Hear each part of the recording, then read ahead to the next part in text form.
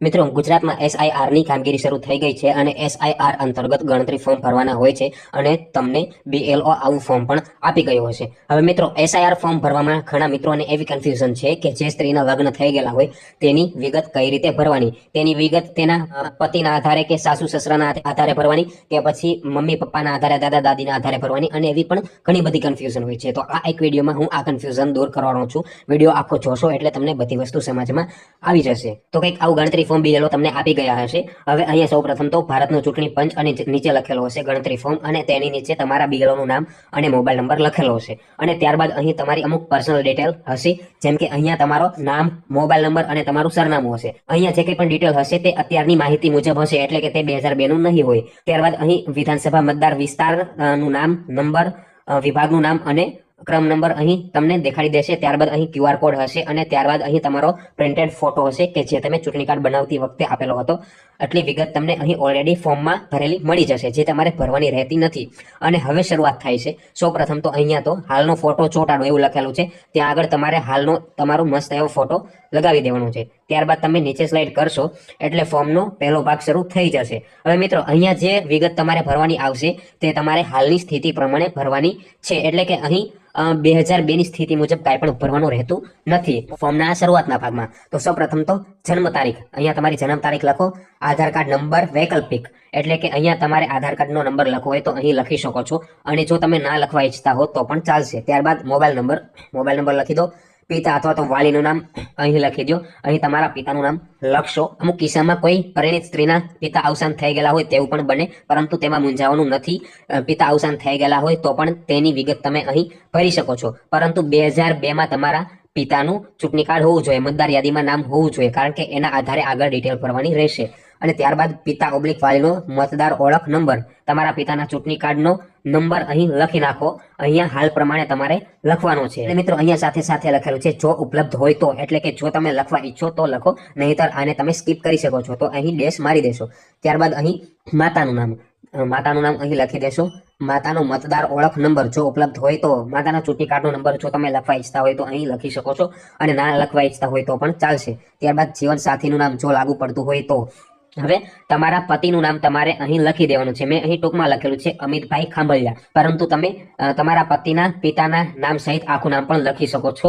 જે કંઈ પણ આખું નામ હોય તે લખી દેશો. ત્યારબાદ જીવન સાથીનો મતદાર ઓળખ નંબર જો ઉપલબ્ધ હોય તો તમારા જીવન સાથીનો, તમારા પતિનો ચૂંટણી કાર્ડનો નંબર અહીં તમારે લખવાનો છે, જો તમે લખવા ઈચ્છતા હોય તો, નહીતર તમે એને છોડી શકો છો.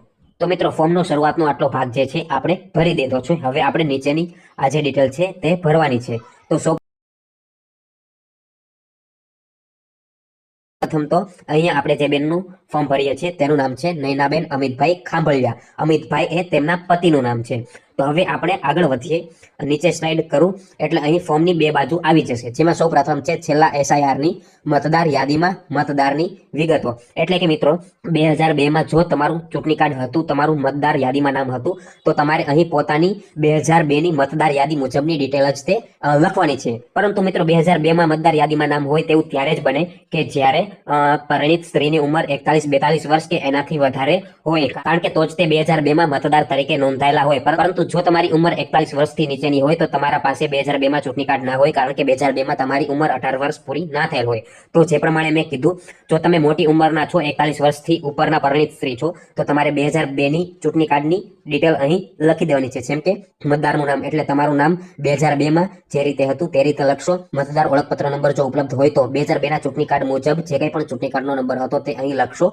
જો ઉપલબ્ધ હોય તો, એટલે કે જો તમે ઈચ્છો તો એ સ્કીપ પણ કરી શકો છો, તો અહીંયા ડેશ કરી દેજો. ત્યારબાદ સંબંધીનું નામ, હવે તમે પોતાના 2002ના ચૂંટણી કાર્ડ મુજબ જ તે પોતાની વિગત ભરો છો, તો અહીં સંબંધીનું નામ લખવાની જરૂર નથી, અહીં તમે ડેશ કરી શકો છો. ત્યારબાદ અહીં સંબંધમાં તમારે પોતે લખી નાખવાનું છે. ત્યારબાદ અહીં જિલ્લો, હવે 2002ના ચૂંટણી કાર્ડ મુજબ તમારો જે કંઈ પણ જિલ્લો હતો તે તમારે અહીં લખવાનું છે. રાજ્યનું નામ અહીં ગુજરાત લખી દેશો. વિધાનસભા મત વિભાગનું નામ 2002ના ચૂંટણી કાર્ડ મુજબ વિધાનસભાના મત વિભાગનું નામ જે કંઈ પણ હતું તે અહીં લખી દેશો. ત્યારબાદ નીચે વિધાનસભા મત વિભાગનો નંબર અહીં લખશો. ભાગ નંબર અહીં લખશો અને અનુક્રમ નંબર અહીં લખશો એટલે તમારે આ વિગત ભરાઈ જશે. પરંતુ મિત્રો, જો તમારી ઉંમર નાની છે એટલે કે 41 વર્ષથી નીચેના હશો તો તમારે 2002 માં ચૂંટણી કાર્ડ નહીં હોય, અથવા તો તમારા જો તાજેતર લગ્ન થયા છે, અમુક મહિના કે અમુક વર્ષો પહેલા જ લગ્ન થયેલા છે, તો પણ તમારા પાસે 2002 માં ચૂંટણી કાર્ડ ન હોય. એવા કિસ્સામાં તમારે કરવાનું એ છે કે તમારે તમારા પિતા, માતા, દાદા અથવા દાદી આ ચારમાંથી કોઈ પણના આધારે ફોર્મ ભરવું પડશે. હવે હું તમને સજેસ્ટ કરીશ કે જો તમારા પિતાનું ચૂંટણી કાર્ડ 2002 માં હતું તો તેના આધારે જ તે તમારે અહીં વિગત ભરવાની છે. એટલે સૌ પ્રથમ તો અહીં લખેલું છે જે સંબંધીનું નામ છેલ્લા એસઆઈઆરમાં અગાઉના કોલમમાં આપવામાં આવ્યું છે તેની વિગત. ત્યારબાદ અહીં નામ લખવાનું રહેશે. એટલે કે જે પરિણીત સ્ત્રી છે તેના પિતાના આધારે આપણે ફોર્મ ભરીએ છીએ તો અહીં એના પિતાનું નામ લખવાનું છે. જેમ કે હું નૈનાબેનનું ફોર્મ ભરું છું તો અજીતભાઈ મુનાભાઈ ચૌહાણ એ નૈનાબેનના પિતા છે.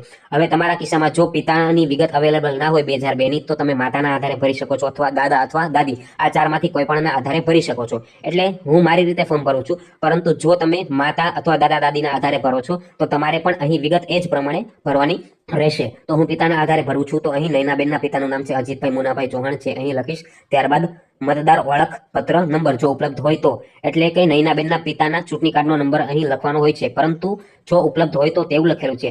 એટલે કે જો હોય તો લખો, નહીંતર ચાલી જશે. તો અહીં ના હોય તો ડેશ કરી દેશો. ત્યારબાદ સંબંધીનું નામ, એટલે નૈનાબેનના પિતાનું અહીં નામ લખવાનું છે. મેં લખ્યું છે મુનાભાઈ ચૌહાણ. જો આખું નામ હોય તો તમારે અહીં આખું નામ પણ લખી દેવાનું છે.